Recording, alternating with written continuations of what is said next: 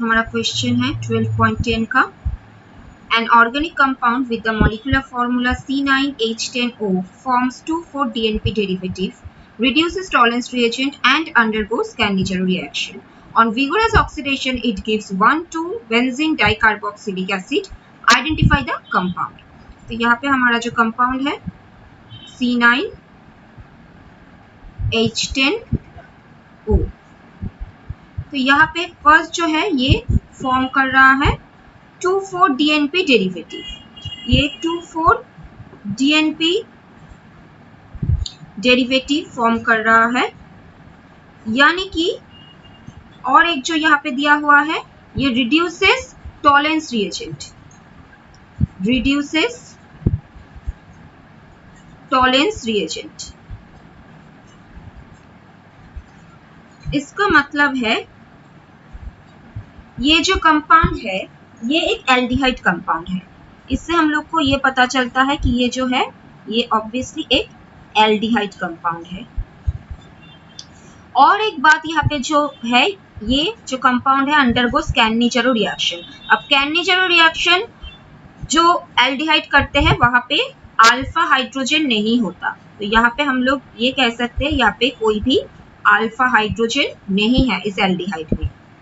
और एक इंफॉर्मेशन यहाँ पे दिया हुआ है, ऑन विगोरस ऑक्सीडेशन, ये जब ऑक्सीडाइज कर रहा है ये compound, it gives 1,2-benzene dicarboxylic acid, dicarboxylic acid. यानी कि इससे हम लोग को ये पता चलता है कि ये जो एल्डिहाइड का जो CHO ग्रुप है ये बेंजीन रिंग के साथ डायरेक्टली अटैच्ड है, और ये जो बेंजीन रिंग है ये ortho di substituted benzene ring है। ये एक ortho di substituted benzene ring है और CHO ग्रुप जो है वो डायरेक्टली अटैच्ड है बेंजीन रिंग के साथ। तो इस कंपाउंड का जो फॉर्मूला व स्ट्रक्चर हो जाएगा वो हो जाएगा एक्चुअली यहाँ पे CHO और ये हो जाएगा CH2CH3। ये हो जाएगा ये C9H10O का स्ट्रक्चर। इसका नाम है 2-इथाइल बेंजाल्डिहाइड, 2-इथाइल बेंजाल्डिहाइड। इसका अगर आप मॉलिक्यूलर फॉर्मूला देखें तो ये आ जाएगा C9H10O, और ये एक एल्डिहाइड कंपाउंड है। यहाँ पे बेंजीन रिंग के साथ एल्डिहाइड डायरेक्टली अटैच्ड है, यहाँ पे कोई भी अल्फा हाइड्रोजन नहीं है, और यहाँ पे ये एक ऑर्थो डाई सब्स्टिट्यूटेड बेंजीन है। अब चलिए इसका रिएक्शन देखते हैं।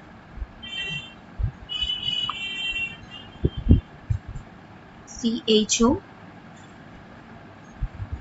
CH2CH3, तो ये जब 2,4-DNP के साथ रिएक्शन करेगा, 2,4-DNP रिएजेंट, तो यहाँ से हमारा प्रोडक्ट स्ट्रक्चर होगा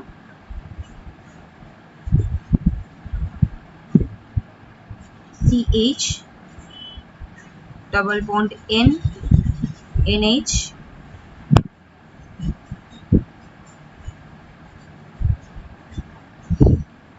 यहाँ पे NO2 और यहाँ पे एक NO2, ये हो जाएगा CH2CH3।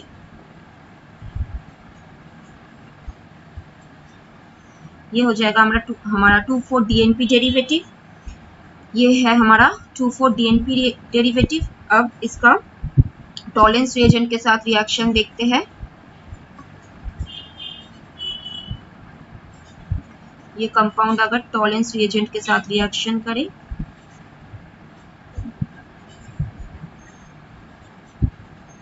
टॉलेंस के साथ इसका रिएक्शन के बाद ये हो जाएगा ऑक्सीडाइज करके, ये हो जाएगा COO माइनस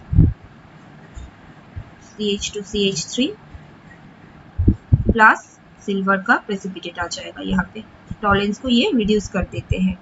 ये हमारा 2-इथाइल बेंजोएट है, 2 इथाइल बेंजोएट। ठीक है, ये टॉलेंस के साथ रिएक्शन होगा, टॉलेंस को रिड्यूस करके ये सिल्वर का प्रेसिपिटेट यहाँ पे हम लोग को मिल जाएगा। ठीक है, अब चलिए देखते हैं ऑक्सीडेशन रिएक्शन। तो ये कंपाउंड जब ऑक्सीडाइज करेगा तो यहाँ से हमारा प्रोडक्ट मिलेगा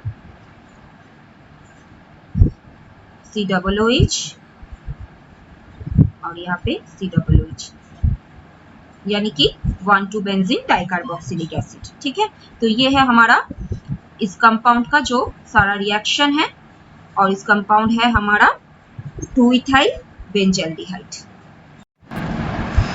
क्वेश्चन 12.11 का, an organic compound A molecular formula C8H16O2, इसका मॉलिक्यूलर फॉर्मूला लिख देते हैं।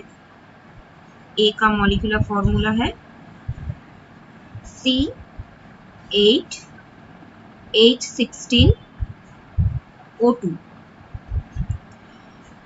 was hydrolyzed with dilute sulfuric acid to give a carboxylic acid B and alcohol C। तो ये जब हाइड्रोलाइज्ड हो रहा है after hydrolysis with dilute sulphuric acid, dilute H2SO4, यहाँ से हम लोग को मिलता है एक carboxylic acid B and alcohol C। ये कार्बोक्सिलिक एसिड है यानी कि COOH ग्रुप, और ये एक अल्कोहल है OH। अब क्या दिया हुआ है, ऑक्सीडेशन ऑफ C। अब ये जो C कंपाउंड है, जो हमारा अल्कोहल है, ये ऑक्सीडाइज हो रहा है with chromic acid. Chromic acid के साथ जब ये ऑक्सीडाइज हो रहा है तो ये यहाँ से देता है प्रोड्यूसेस B। ये अगेन ऑक्सीडाइज होकर ये B जो कंपाउंड है ये प्रोड्यूस कर रहा है, और C on dehydration minus H2O ये दे रहा है but 1 ene. Write equations for the reactions involve. तो यहाँ से एक बात तो क्लियर है, जो ये कंपाउंड A है ये हमारा एक एस्टर है, ये हमारा एक एस्टर कंपाउंड है, क्योंकि सिर्फ एस्टर ही हाइड्रोलिसिस होकर एक एसिड और अल्कोहल प्रोड्यूस करते हैं, mixture of acid and alcohol. तो ये हो गया हमारा एक एस्टर। अब ये जो एस्टर कंपाउंड है इसमें कार्बन होगा 8 नंबर कार्बन होगा, तो एस्टर का जो फॉर्मूला हो जाएगा वो है CH3 CH2 CH2 COO CH2 CH2 CH2 CH3। ठीक है, तो ये हो जाएगा हमारा एस्टर का फॉर्मूला, एस्टर का स्ट्रक्चर। तो ये जो हमारा एस्टर है ये जब डाइल्यूट H2SO4 के साथ रिएक्शन करेगा, ये जब डाइल्यूट H2SO4 के साथ रिएक्शन करेगा हाइड्रोलिसिस होकर, ये प्रोड्यूस करेगा एक एसिड और alcohol CH3 CH2 CH2 COOH, ये हो जाएगा हमारा एसिड, और हमारा अल्कोहल का स्ट्रक्चर हो जाएगा CH3 CH2 CH2 CH2OH। ठीक है, ये हो जाएगा हमारा एसिड एंड अल्कोहल, ये हो जाएगा हमारा एसिड एंड अल्कोहल। अब ये है हमारा कंपाउंड A, ये है B एंड C। अब ये जो C है मीन्स हमारा जो ये अल्कोहल है ये जब ऑक्सीडाइज करेगा, इसका ऑक्सीडेशन चलिए देखते हैं। कंपाउंड C जब ऑक्सीडाइज करेगा, कंपाउंड C ये है CH3 CH2 CH2OH, ये जब ऑक्सीडाइज करेगा with chromic oxide, after oxidation क्या होगा, ये फिर से ये जो OH है CH2OH, ये जो OH है ये हो जाएगा COOH, ये CH2OH कन्वर्टेड हो जाएगा COOH में। तो यहाँ से हमारा प्रोडक्ट होगा CH3 CH2 CH2COOH, यानी कि हमारा कंपाउंड बी, ठीक है। क्रोमिक ऑक्साइड के साथ ऑक्सीडाइज होने के बाद ये कंपाउंड सी जो है ये कन्वर्टेड हो जाएगा, CH2OH कन्वर्टेड हो जाएगा COOH में। अब अगर ये कंपाउंड सी डिहाइड्रेशन रिएक्शन कर रहा है,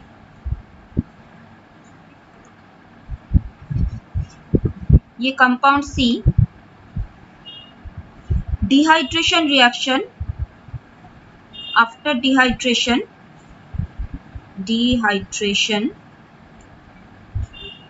ये क्या हो जाएगा, यहाँ पे एक डबल बॉन्ड आ जाएगा, ये फॉर्म करेगा CH3 CH2 CH double bond CH2। यहाँ पे ये जो OH ग्रुप है ये यहाँ पे एलिमिनेशन रिएक्शन करेगा, यहाँ पे एक डबल बॉन्ड फॉर्म हो जाएगा। तो ये हो गया हमारा ब्यूट-1-इन, ठीक है। तो ये है हमारा पूरा रिएक्शन। ये जो एस्टर है, एस्टर डाइल्यूट H2SO4 के साथ रिएक्शन के बाद प्रोड्यूस कर रहा है compound B and C. B है एक कार्बोक्सिलिक एसिड, सी है एक एल्कोहल। ये एल्कोहल जब क्रोमिक ऑक्साइड के साथ ऑक्सीडाइज होगा तो ये हमारा अगेन कंपाउंड बी फॉर्म करेगा, और ये जब डिहाइड्रेशन रिएक्शन करेगा तो ये फॉर्म करेगा ब्यूट-1-इन। 12.12 का क्वेश्चन दिया हुआ है, arrange the following compounds in increasing order of their property as indicated. तो फर्स्ट जो है acetaldehyde, acetone, di tertiary butyl ketone, methyl tertiary butyl ketone. इसको हम लोगों को अरेंज करना है रिएक्टिविटी टुवर्ड्स HCl। ओके, तो ये जो फर्स्ट हमारा प्रॉब्लम है यहाँ पे दिया हुआ है रिएक्टिविटी टुवर्ड्स HCl। अब ये जो HCl है ये कैसे रिएक्ट करते हैं, इनमें H प्लस प्लस Cn-, ये जो Cn- है ये है इसका मेन अटैकिंग रिएजेंट जो एक न्यूक्लियोफाइल है, अब न्यूक्लियोफाइल का मतलब क्या है, ये इलेक्ट्रॉनिकली रिच है, इसमें इलेक्ट्रॉन डेंसिटी ज्यादा है। तो ये कहाँ पे रिएक्ट करेगा, ऑब्वियसली एक इलेक्ट्रोफाइल में जहाँ पे इलेक्ट्रॉन डेफिशिएंसी है। तो Cn- वहाँ पे रिएक्ट करेगा जहाँ पे इलेक्ट्रॉन डेंसिटी कम है, ठीक है। तो अब ये जो हमारा कंपाउंड है इसको हम प्लस-I इफेक्ट के अनुसार अगर अरेंज कर दिया जाए तो इसका अरेंजमेंट होगा, सबसे पहले आएगा हमारा एसिटल्डिहाइड CH3CO, यहाँ पे एक मिथाइल ग्रुप है जिसका प्लस-I इफेक्ट यहाँ पे काम कर रहा है, ठीक है। उसके बाद आएगा हमारा एसीटोन, उसके बाद हमारा आएगा एसीटोन, एसीटोन का स्ट्रक्चर CH3COCH3। तो यहाँ पे हम लोग देख सकते हैं यहाँ पे दो एल्किल ग्रुप है, यानी कि इसमें प्लस-I इफेक्ट ज्यादा होगा, ठीक है। इसके बाद आएगा डाई टर्शियरी ब्यूटाइल कीटोन, या उसके बाद आएगा tertiary butyl methyl ketone, tertiary butyl methyl ketone जिसका स्ट्रक्चर है CH3CH3COCH3। ये है हमारा टार्ट ब्यूटाइल मिथाइल कीटोन, ये है हमारा टार्ट ब्यूटाइल मिथाइल कीटोन।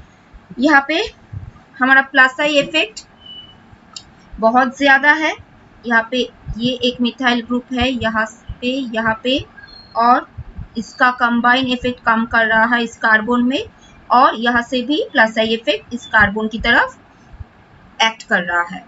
तो यहाँ पे प्लस-I इफेक्ट भी ज्यादा होगा और यहाँ पे स्टेरिक हिंड्रेंस भी ज्यादा होगा, क्योंकि आप लोग देख सकते हैं एसिटल्डिहाइड से जब हम इस कंपाउंड की तरफ जा रहे हैं तो इसका जो बल्कीनेस है वो भी इंक्रीज होता जा रहा है, ठीक है। तो इसका बल्कीनेस भी ज्यादा होते जा रहा है, तो इसलिए इसका प्लस-I इफेक्ट और स्टेरिक हिंड्रेंस भी इसमें सबसे ज्यादा होगा, और सबसे जो ज्यादा होगा वो होगा डाई टर्शियरी ब्यूटाइल कीटोन पे। इसके बाद आएगा डाई टर्शियरी ब्यूटाइल कीटोन, उसका स्ट्रक्चर है CH3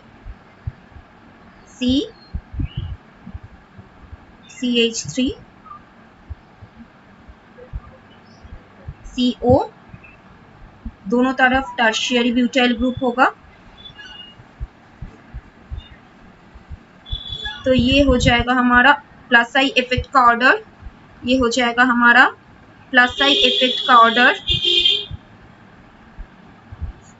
ठीक है, सबसे ज्यादा होगा इस कंपाउंड में, क्योंकि यहाँ पे दोनों तरफ टर्शियरी ब्यूटाइल ग्रुप है, तो दोनों तरफ से ही प्लस आई इफेक्ट का जो प्रभाव है वो ज्यादा हो जाएगा, और इसमें स्टेरिक हिंड्रेंस भी आपका सबसे ज्यादा होगा।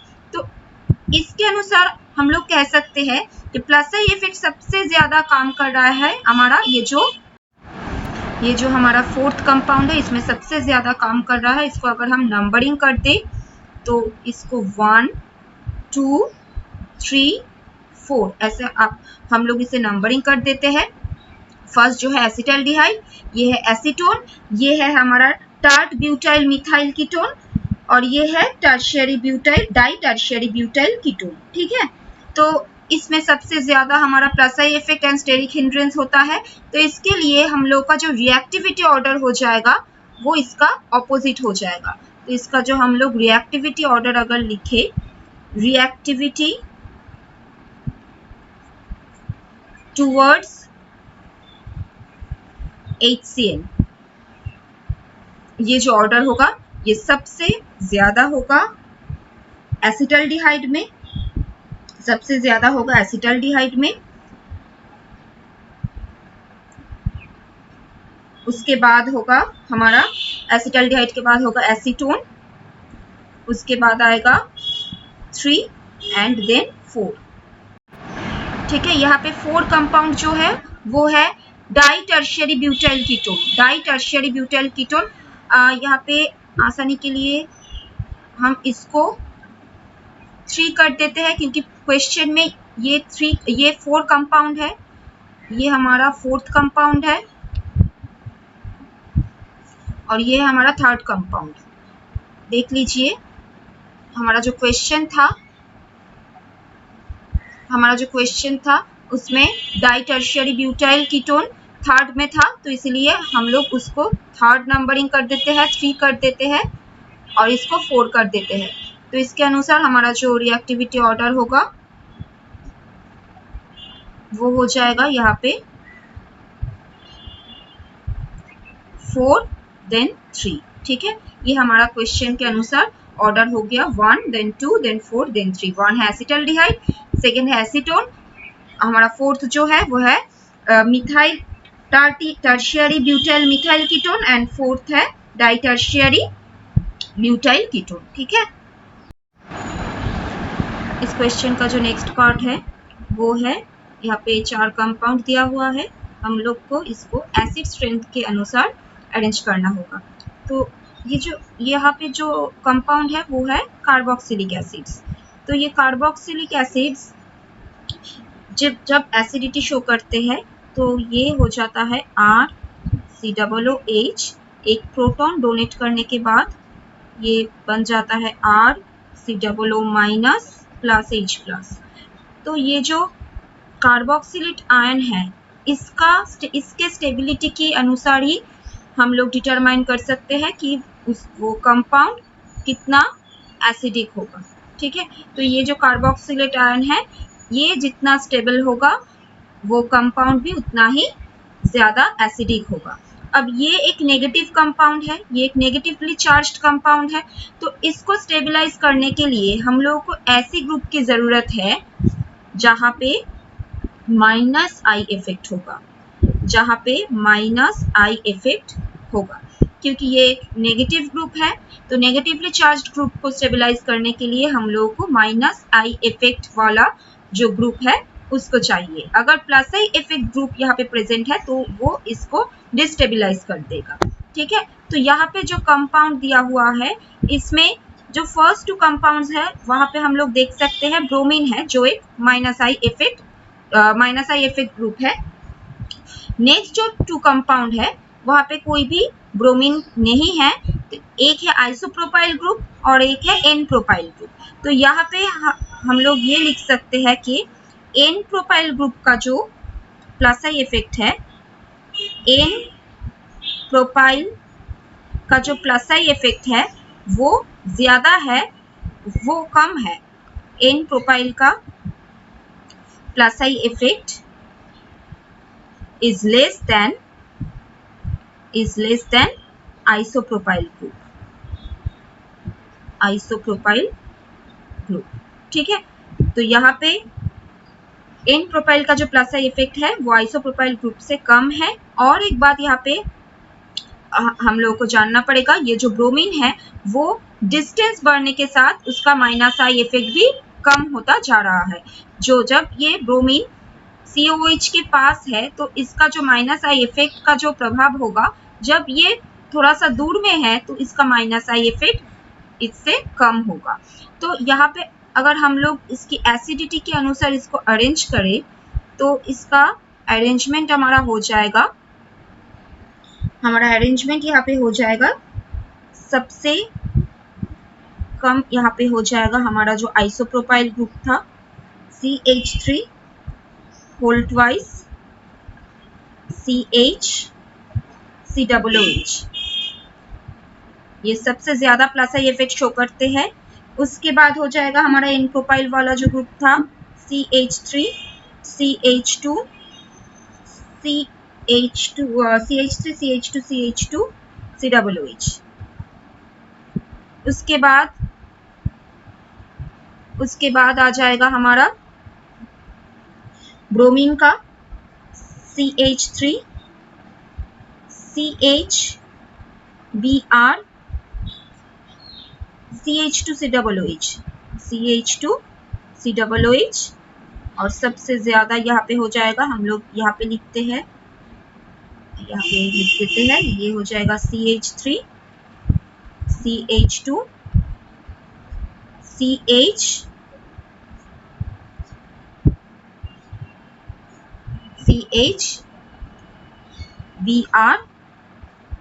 COOH।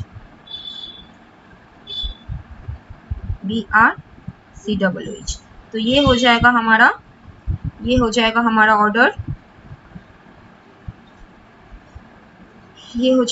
ऑर्डर, एक बार देख लीजिए। सबसे पहले था हमारा CH3 होल ट्वाइस CH, इसका एसिडिटी सबसे कम होगा क्योंकि आइसोप्रोपाइल ग्रुप का प्लस आई इफेक्ट सबसे ज्यादा है।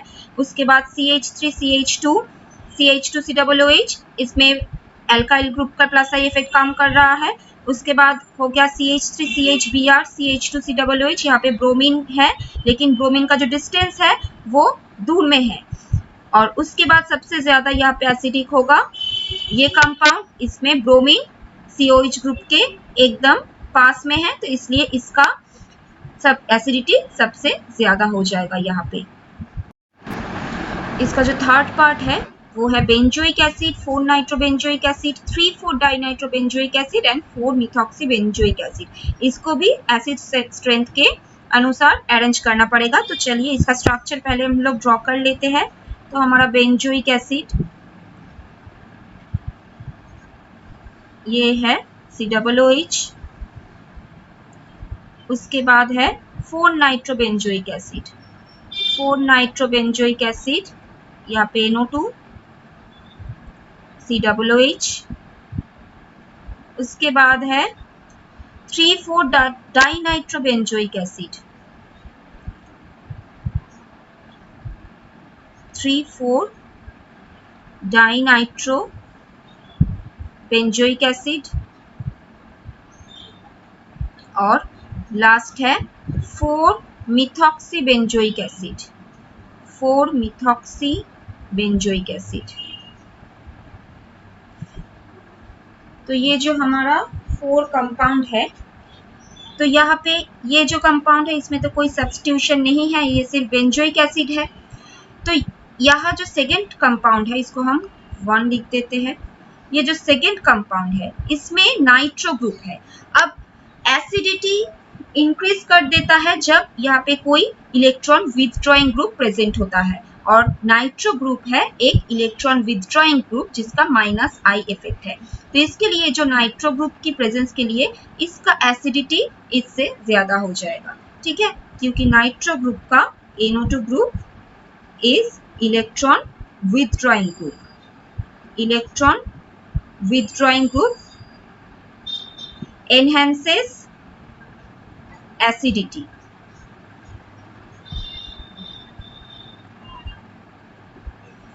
यहाँ पे ये जो कंपाउंड 3 है यहाँ पे 2 नाइट्रो ग्रुप है, यानी कि इसमें इलेक्ट्रॉन विथड्रॉइंग पावर ये कंपाउंड से भी ज्यादा होगा। यहाँ पे 2 नाइट्रो ग्रुप प्रेजेंट है तो इसका एसिडिटी कंपाउंड 2 से काफी ज्यादा होगा। अब जो कंपाउंड 4 है यहाँ पे प्रेजेंट है OCH3 ग्रुप। ये जो OCH3 ग्रुप है जो मिथॉक्सी ग्रुप है ये एक इलेक्ट्रॉन डोनेटिंग ग्रुप है। ये एक इलेक्ट्रॉन डोनेटिंग ग्रुप है जिसके प्रेजेंस से इस कंपाउंड के एसिडिटी कम हो जाता है, एसिडिटी घट जाता है ये मिथॉक्सी ग्रुप की प्रेजेंस से, क्योंकि ये एक इलेक्ट्रॉन डोनेटिंग ग्रुप है। तो इसका अगर हम अरेंजमेंट देखें तो यहाँ पे सबसे ज्यादा एसिडिक होगा हमारा कंपाउंड 3। ये हो जाएगा हमारा सबसे मोस्ट एसिडिक कंपाउंड जो हमारा 3,4 डाइनाइट्रो बेंजोइक एसिड था। उसके बाद आ जाएगा कंपाउंड 2, उसके बाद होगा हमारा सिर्फ बेंजोइक एसिड और लास्ट होगा हमारा 4 जो है मिथॉक्सी 4 मिथॉक्सी बेंजोइक एसिड। यहाँ पे एक +I इफेक्ट ग्रुप यानी कि इलेक्ट्रॉन डोनेटिंग ग्रुप प्रेजेंट है जिसके वजह से इस कंपाउंड का एसिडिटी बहुत ही कम हो जा रहा है, ठीक है। तो ये हो जाएगा हमारा ऑर्डर 3, 2, 1 एंड देन 4।